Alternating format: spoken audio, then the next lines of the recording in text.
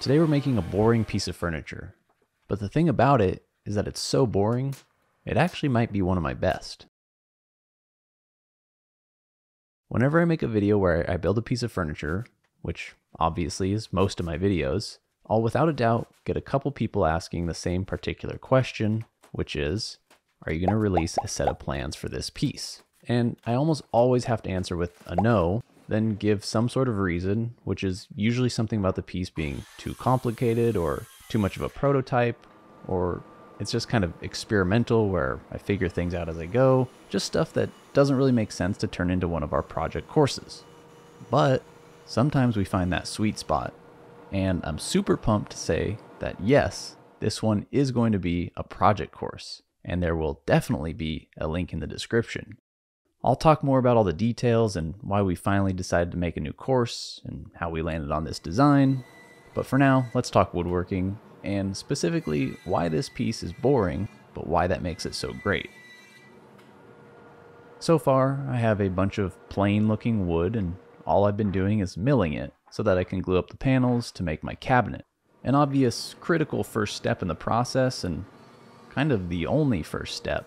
The only problem is that starting a video that's meant to entertain and keep people's attention with quite possibly the most mundane part of woodworking is a bad thing. It's just a bad thing. I mean, look at this shot here. It's a snooze. And when I compare it to something like the slab table I made a couple months ago, it makes me wonder why anyone would keep watching this horribly boring snooze fest of a video. Alright, I'm being a little dramatic, but I even said it in that last video, making stuff out of slabs. They also make for a great YouTube video.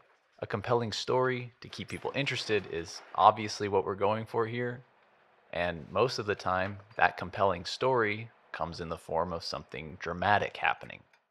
And if the point is for the most amount of people to watch and get excited about woodworking and get excited about learning woodworking, why make a boring piece of furniture?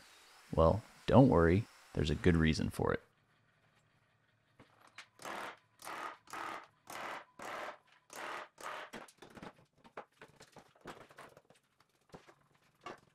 There are a lot of rules in woodworking we're kind of taught to follow, or at least told we should follow.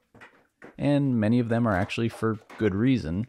Like here, I'm establishing a straight and flat reference edge so that all of my subsequent crosscuts on my panels are nice and perpendicular and everything comes out square. I guess if we're being technical, this is less a rule and more a kind of well-intentioned suggestion as a means to an end, if of course the end is nice looking, well-built furniture, which it usually is. But then there are the more rule-sounding rules. You know what I'm talking about. Stuff like always wear safety equipment.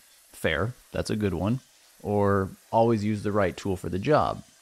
You know, most of the time that's true, but not always. And measure twice, cut once. This one sounds pretty good, but I gotta say, I love breaking this rule.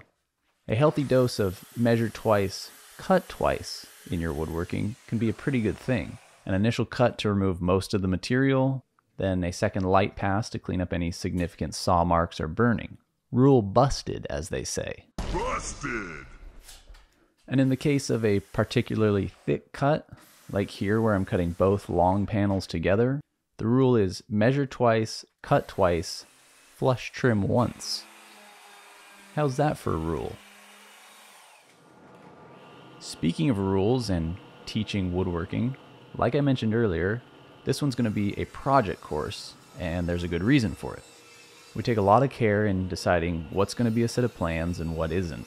And that's because our plans are a little bit different than the plans you used to find in old woodworking magazines. You know, the ones that were maybe a few dimensional drawings and some written instructions and tips. Everything I'm doing here, the rabbets for the cabinet joinery, the dados for the vertical partitions, and the groove for the sliding doors, it's all stuff that would be easy enough to show in a single dimensional drawing and call it a day. But the real value doesn't really come in the what or how of the situation, and more in the why. We like to show how we do something, as well as why we do something. Why am I using a router? Why am I using a particular router bit? Why am I wearing plum pants, a plum shirt, and quasi-plumb shoes. These are all important things that can really only be conveyed in longer format video courses, which is why that's the format we chose to use for our courses. And the reason I'm telling you all of this is because we make sure the pieces we choose for our plans are specifically designed and built with all of that in mind. So when I say this is a boring piece, but that's what makes it great, again, I'm being a bit dramatic. You'll see that it isn't so boring after all. But a piece like this, that's perfectly in our wheelhouse, where we feel fully confident to teach someone how to make it, as well as being a piece that we know can be completed by someone looking to improve their woodworking and looking to pick up some techniques along the way, is why this project is so great. It hits a sweet spot that not every piece hits, and actually most of them don't hit. And if we can help give someone the confidence to take a project from raw lumber to cabinet, show that there are many ways to get things done, and also give people the options along the way to make it their own. Don't like roundovers? How about a chamfer? Then we're doing something right. So much of what we do is just problem solving and finding a solution that being able to figure out something that might be specific to this particular piece, like why it's a good idea to cut roundovers on the top and bottom panel of a box before the glue up, then cut the roundovers on the side panels after the glue up, will translate into future projects and help someone look at problems and situations from a different perspective, and in the end, make them a better woodworker, or at least that's the hope. So, if all of that sounds good to you, the course for this piece is available for a pre-sale discount, which will run for a couple weeks, and once it's released, it will only be available for full price after that. So, get in on it now.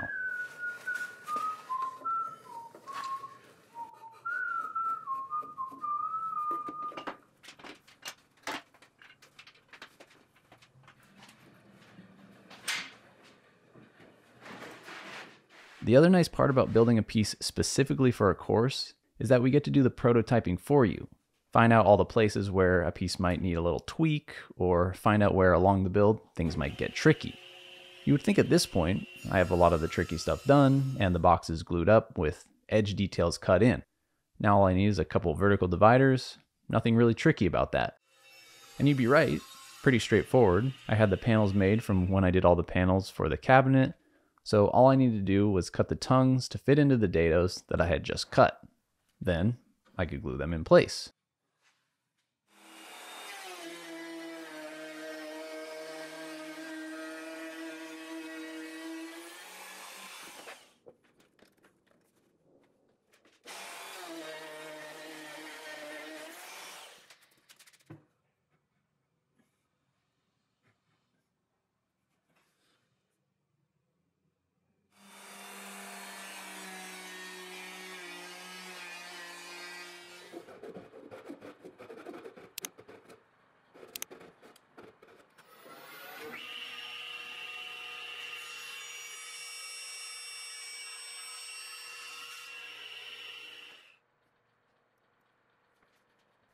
You can't really tell. Maybe all of my frustration was internalized during this glue up. No time to emote.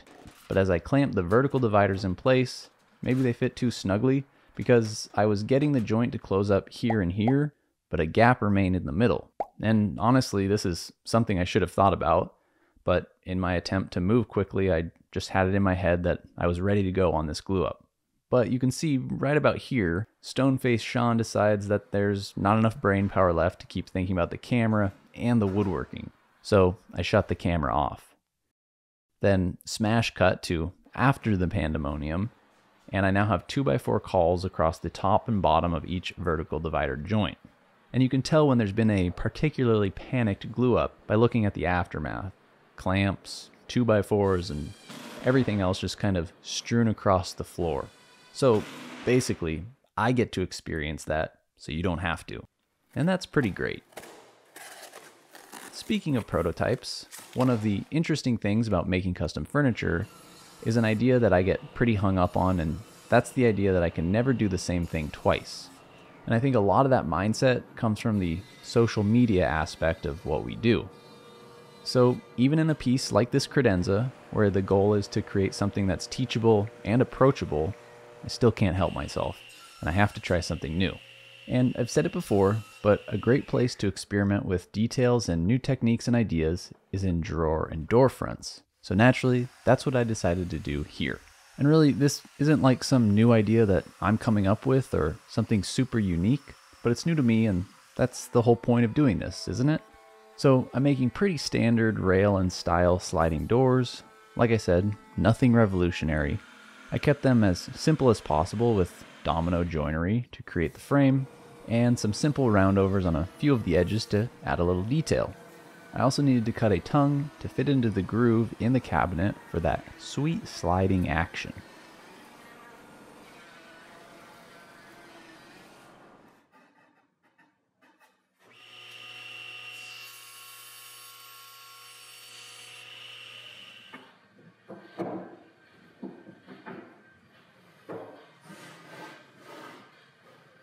But where the experimentation comes in is because I didn't want to stick with the usual frame and panel look, and I'm always on the hunt for new materials and textures to add a little something unique to a piece. And what I ended up finding was some fabrics that are usually used for guitar amp cabinets. And I went with this one, which actually I don't even know if you can consider this fabric.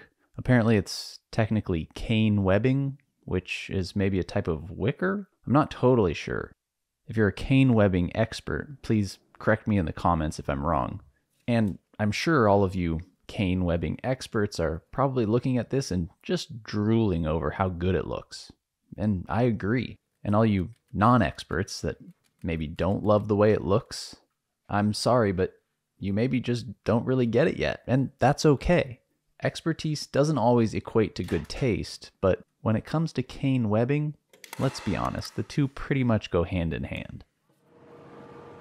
Remember earlier how I was talking about how a more standard, but still nice piece of furniture maybe doesn't make for the best YouTube video, especially compared to the big dramatic slab projects or wild epoxy pieces that we see a lot of? Well, one aspect of a standard piece of furniture that a big slab and epoxy dining table doesn't have is drawer boxes. And it almost sounds like I'm setting that up as a positive, like, guess what we have that those silly slab tables don't? Awesome drawer boxes, baby! But unfortunately, that's not what I'm doing. I'm bringing it up because we have to make drawer boxes, and making drawer boxes is kind of lame. They're boring, monotonous, plywood, and I make them in so many of my videos. Honestly, the most exciting part about making them is when I cut the rabbet joint on the side panels and this little piece goes flying out. And I think that kind of says it all. So forget the drawer boxes, let's jump to the drawer fronts. Oh, those are just rectangles, but with a little round over. That's exciting, I guess. Ah, but there's a reason for it. Push to open drawers, because the sliding doors slide in front of the drawers, so I couldn't have any drawer pulls sticking out off the fronts. And the roundovers give me that little visual interest. You know what? They're actually looking pretty good. Boring is underrated, I think. What's the age-old saying about credenzas again? A credenza without a base is just a box on the floor, something like that. So in order to avoid that, a base was in order, and like with the rest of this piece, I kept it simple. Just a couple long feet or legs, base sections, and I did all of the shaping without templates. I made one leg by cutting some angles on each end with my track saw, then I marked out a rough curve using a flexible piece of scrap.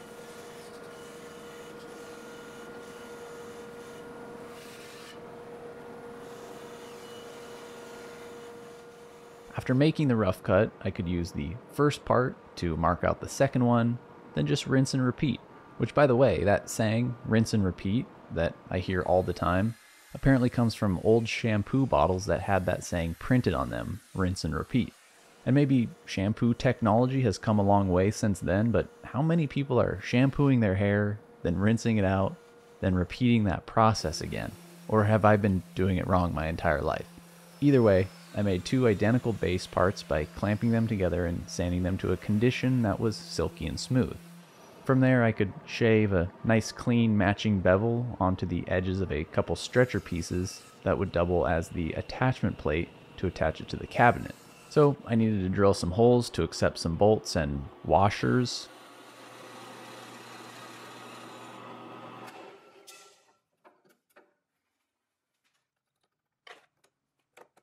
Oh, and make sure your drill bit is in the chuck correctly, otherwise this project might go down the drain.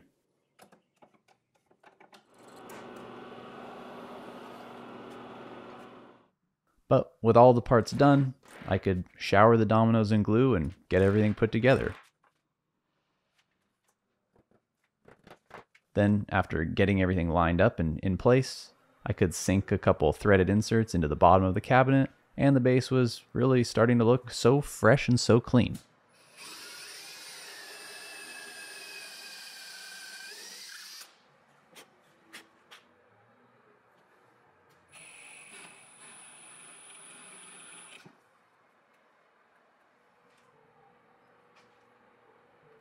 You probably wouldn't have noticed just by watching this video, but this piece of furniture took me about a month to complete, but only about 7 days of actual building. And that's not because it took me weeks to install the shelves or nail in the back panel. It's because my family and I have actually moved, and I've only been able to come to the shop a couple days a week because I now live an hour-and-a-half drive away.